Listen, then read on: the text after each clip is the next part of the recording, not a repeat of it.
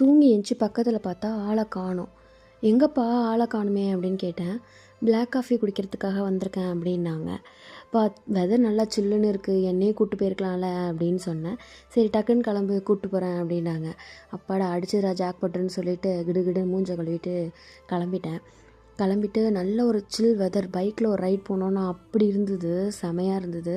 நான் வயல் வழியாக அழைச்சிட்டு போங்கன்னேன், அதனால் வயல் பக்கமாக அழைச்சிட்டு போயிட்டு இருந்தாங்க. நல்லா வேடிக்கை பார்த்துட்டு அந்த காற்று செமையாக இருந்தது, என்ஜாய் பண்ணிட்டு போனேன்.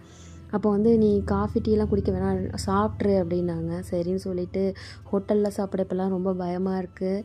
அதனால் வந்து 2 இட்லி சொன்னேன். அப்புறம் வடையே யோசித்து சொன்னேன், சொல்லுமா வேணாமா அப்படின்னு.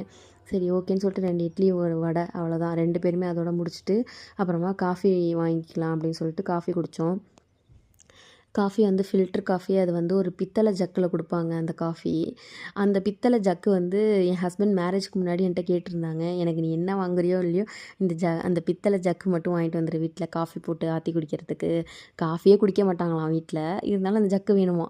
நான் அதை மறந்துட்டேன். நான் ஃபன்னுக்காக சொல்கிறாங்க, சும்மா கலாய்க்கிறாங்க போல் அப்படின்னு சொல்லிட்டு. நான் உன்கிட்ட கேட்டதே ஒன்று தான், அதையும் நீ எனக்கு வாங்கிட்டு வரல அப்படின்னு சொல்லிட்டு இருந்தாங்க.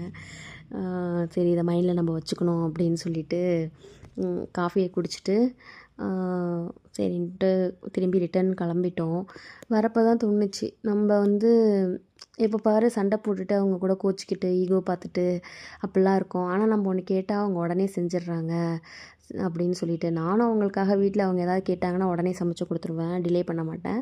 அது மாதிரி அவங்களும் வந்து அவங்க சைட்லேருந்து வெளில ஏதாவது கூட்டு போகணும், எனக்கு மைண்ட் ஒரு மாதிரி இருக்குன்னா உடனே அழைச்சி போயிடுவாங்க. இந்த வெதர் என்ஜாய் பண்ணணும்னு நினச்சேன்னா உடனே பண்ணிவிடுவாங்க.